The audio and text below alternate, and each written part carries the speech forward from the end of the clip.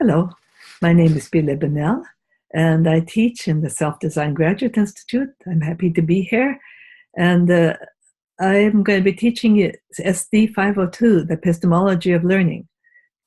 I have a rather eclectic background, ranging from biology and zoology, to ecology and environmental management, to cybernetics, systems, and more recently cognition, and how we are what we are.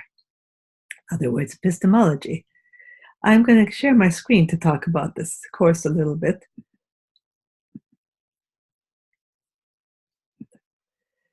As I said, this course follows logically on after SD 501, so it is SD 502. And I try to treat this as an invitation to follow along a path of ideas with me, as if you're exploring a landscape. One of the things we must cover, of course, is epistemology. How do we know what we know? But that's not easily done, and we don't start with that, because we have to think about first, how do we experience? How do we experience our world, and how do we constitute our sense of reality? We create stories and explanations for our own experiences and for the kinds of beings we are. What kind of beings are we? How did we get to be how we are? Evolutionarily and developmentally, we have to discuss that. Neurobiology and cognition comes in. How do we perceive? And how do we make sense of our perceptions? How do we rewrite our stories? How do we learn? Learning is, of course, influenced always by emotions and feelings, and so are most of other things that we do.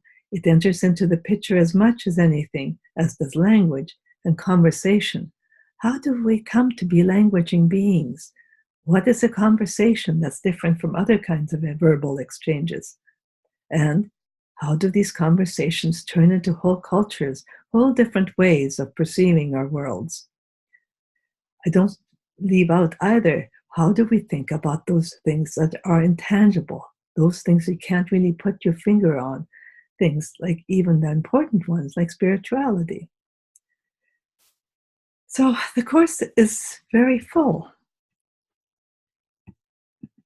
There's so much stuff to cover. And I've found that most people really enjoy it. But there's this funny thing that it's a network of ideas. To understand A, you work a bit, and then A leads to B. So you have to understand B to get to C. But then when you get to C, you discover you really couldn't understand A properly till you had C. And once you understand A the second time through, then B and C change. And add another 15 or 20 or more things to that network, and it becomes a whole field of ideas. I'll briefly go through what this looks like for me.